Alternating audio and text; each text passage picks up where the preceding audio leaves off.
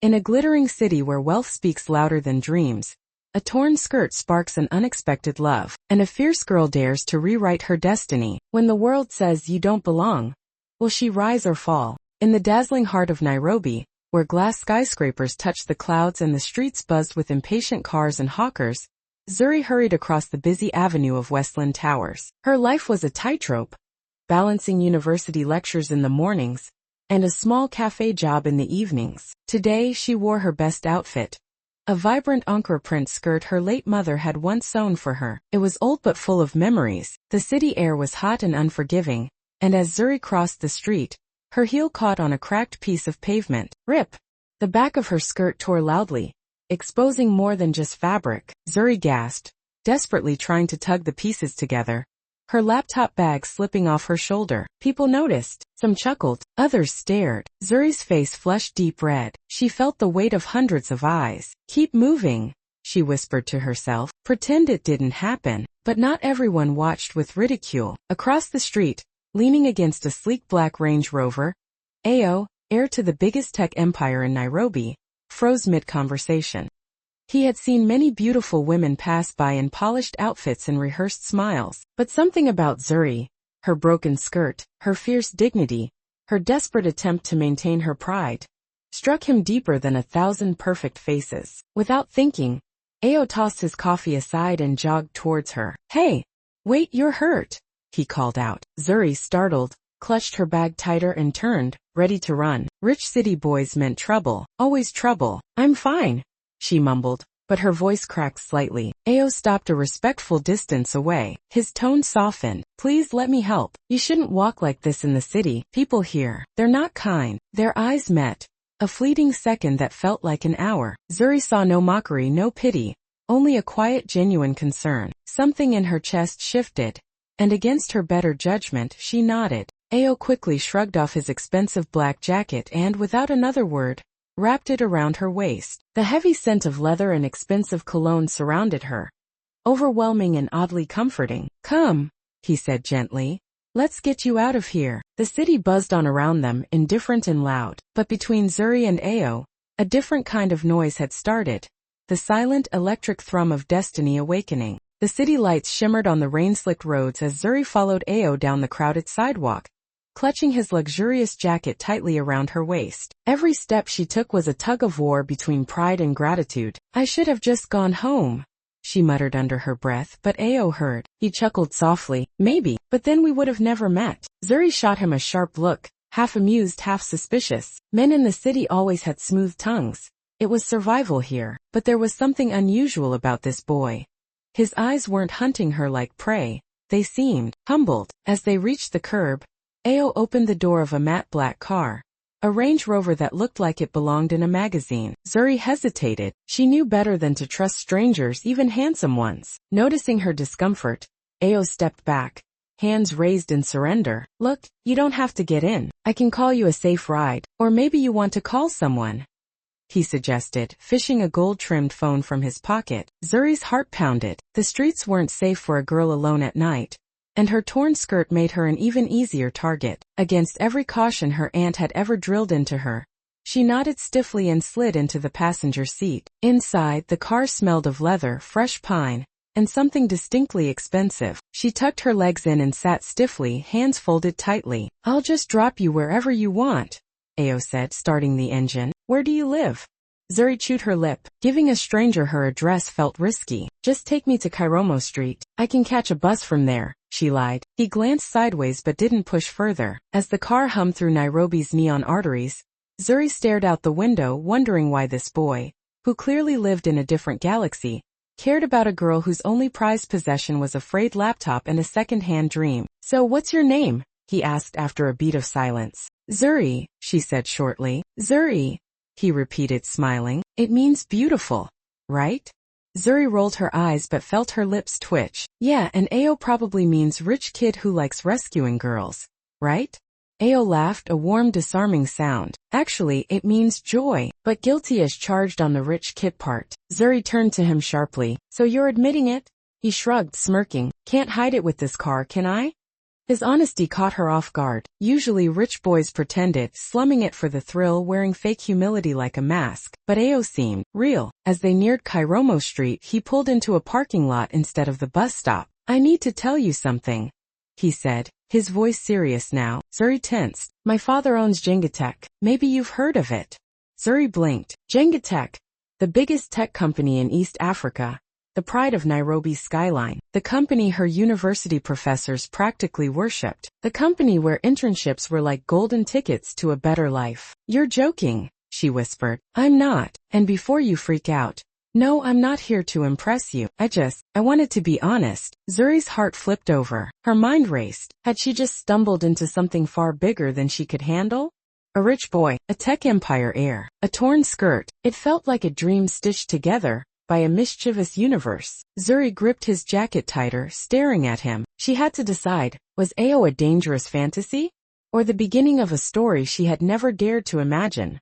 The bus rumbled past on the road. She stayed sitting, the city blurring around her, her heartbeat louder than the car's purring engine. In that moment, under the fluorescent city lights, something irreversible began. The next morning, Zuri woke up to the city's noise, impatient honks, shouting vendors, and the distant hum of construction. The events of last night spun in her mind like a restless wheel. Oh, Jengatech, a chance meeting or a trap? She shook her head, scolding herself for dreaming. She had classes to attend and bills to pay. Fairy tales belonged in books, not in Nairobi's crack streets. Yet when she opened her cracked phone screen, a message blinked. "Hope you're okay." Ao short, simple, no pressure. Still, it made her heart flutter in a way she hadn't felt in years. At university, Zuri couldn't focus. Her professor's voice droned on about algorithms and app designs. But her mind was stuck on last night, on Ao's open, unfiltered smile, and the way he had wrapped his jacket around her without a second thought. During lunch break, she sat alone under an old flame tree, nibbling her sandwich, when a shadow fell across her notebook. It was Ao, in broad daylight, among her classmates, looking like he belonged on a billboard. Zuri nearly dropped her food. "You're going to get me killed," she hissed. Ao laughed, easy and unbothered. "I thought maybe you could use some company." Around them, heads turned. Whispered rumors sparked like wildfire. Was that Ao Kinua? Was Zuri seriously talking to him? She wanted to disappear into the soil. "I don't want trouble," she said sharply, stuffing her books into her bag. Ao's smile faltered slightly. "I'm not trouble, promise." Before she could escape, a sleek, expensive car pulled up near the courtyard. A tall woman stepped out, sharp suit, sharper eyes. It was Mrs. Kinua, Ao's mother, the CEO behind Jengatech's polished image. The woman's gaze fell on Zuri, assessing, cold, slicing her apart with invisible knives. "Who is she?" Mrs. Kinua asked, barely glancing at her son. Zuri stood frozen, heart hammering. "My friend," Ao said evenly. Mrs. Kinua's lips tightened. She turned to Zuri directly, her voice low but deadly. "My son's life is planned. He has no room for charity cases," she said, her words laced with venom masked behind a fake smile. Zuri felt like she had been slapped in public. Shame and anger battled inside her. She gritted her teeth to hold back tears. Without another word, Mrs. Kinua turned, her stilettos clicking sharply on the pavement, and disappeared into her car. Ao stepped closer, his face full of frustration. "I'm sorry, Zuri. She doesn't speak for me," he said quickly. But Zuri shook her head, blinking hard. "You don't owe me anything, Ao. You never did," she whispered, voice cracking. Grabbing her bag, she ran. Past the gaping students, past the flame tree, past the ache blooming in her chest. She didn't stop until she reached the busy roadside. There, among the shouting vendors and belching buses, she finally let the tears fall, quick, hot, silent, because deep down she already knew. In a city like Nairobi, dreams were not given. They were fought for with blood, sweat, and sometimes broken hearts. Days passed. Zuri stayed away from her usual places, the courtyard, the cafeteria, even her favorite study nook at the library. She didn't want another run-in with Ao, or worse, his mother. Every time she remembered those words, charity case, something inside her twisted painfully. She wasn't a charity, she was a fighter. She had clawed her way into university with scholarships and late nights filled with coding projects, while other girls her age danced under strobe lights. But still, AGAINST absence. One evening after her shift cleaning offices, Zuri walked alone down Kenyatta Avenue, feeling the weight of exhaustion. Her second-hand shoes pinched her feet, Her worn-out bag hung heavy on her shoulder, but she lifted her chin higher. She didn't need saving. She would save herself. As she waited for her bus, her phone buzzed again. Another message from an unknown number. We are hosting a Young Innovators Conference. Selected students will pitch their tech ideas to major investors. Finalists will be offered mentorship by Jengatech executives. Zuri's heart leapt. This was huge and terrifying, because facing Jengatech again meant facing the world that had already decided she wasn't good enough. Still, she clenched her fists. She wouldn't let them write her story. That night, she worked on her project until sunrise. A mobile application that could teach coding to girls in rural Africa, even without strong internet connections. She called it Code Roots. When the day of the conference arrived, Zuri wore her best, a borrowed blazer 2 sizes too big, and shoes she had cleaned until they shone. Inside the grand hall, everything glittered: gold chandeliers, velvet carpets, men in silk suits and women in stiletto heels. Zuri almost turned and ran, but she remembered her aunt's words. Courage is not the absence of fear, Zuri. It's moving forward despite it. She moved forward. When it was her turn, she stepped onto the stage, clutching the microphone. Hundreds of eyes stared at her. Some curious, some skeptical. She began. My name is Zuri Mwend. I am here because I believe that intelligence is everywhere, but opportunity is not. As she spoke about Code Roots, she felt strength surge through her veins. Her voice stopped trembling. Her hands stopped shaking. When she finished, a stunned silence filled the room, and then applause, loud, long. Among the clapping faces, Zuri spotted Ao standing at the back, pride shining in his eyes. But just as she dared to hope, to believe she had finally made it, a tall man with a tight-lipped smile approached the stage. It was Mr. Kinua, Ao's father. He leaned into the microphone and said smoothly, an impressive presentation. However, we regret to inform you that our mentorships are reserved for candidates from approved backgrounds. The crowd gasped. Zuri froze. Approved backgrounds?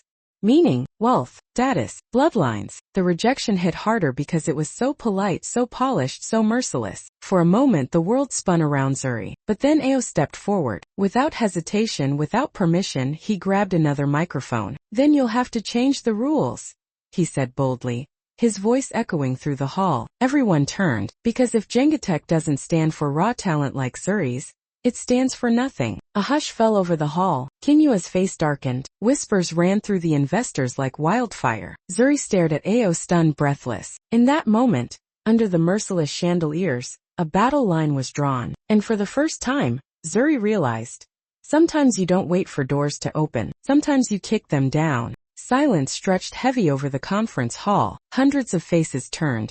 Some curious, some scandalized, some inspired. Zuri stood frozen on the stage, heart pounding so loud she could barely hear. Ao stood there, defiant, proud, standing with her, not above her. Kinua's jaw clenched. His eyes, usually filled with boardroom coldness, now blazed with fury. But even he understood.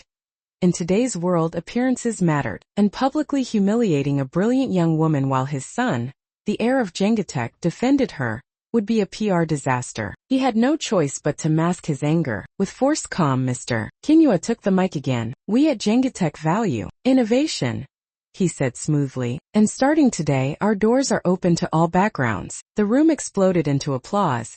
But this time it wasn't empty or polite. It was real, thunderous, a wave of energy. Zuri blinked back tears. This wasn't just about her anymore. This was about every underdog who had been told they didn't belong. A week later, Zuri sat in Jengatech's glass-walled office, overlooking the sprawling city skyline. She was no longer the girl with the torn skirt, hiding in the shadows. She was now Zuri Mwend, founder and CEO of Code Roots, a partner project backed by Jengatech funding. Reporters buzzed. Emails poured in. Interviews were scheduled. Yet fame didn't change Zuri. She still caught the bus home, still helped her neighbors' kids with homework, still wore her cracked old phone like a badge of honor, because she knew where she had come from, and she would never forget. One afternoon, as she organized a community coding workshop, Ao showed up, grinning. Boss lady, he teased, holding 2 ice creams. Zuri laughed.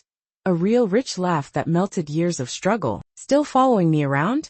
She teased back. Ao sat beside her on the community center's worn steps. I'd follow you to the ends of the earth, he said quietly, handing her the second ice cream. They sat there in comfortable silence, watching little kids run around with tablets and laughter. Finally Zuri spoke, voice soft. Why me, Ao? Out of all the girls, all the riches, all the polished faces, why me?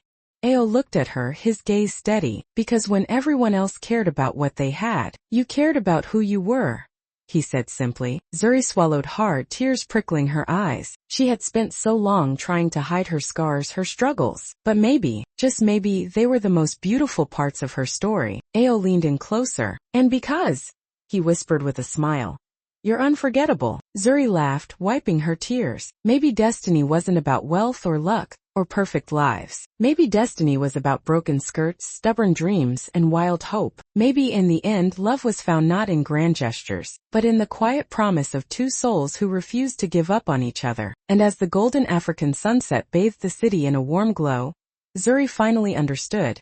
She was no charity case. She was a force, and this was only the beginning.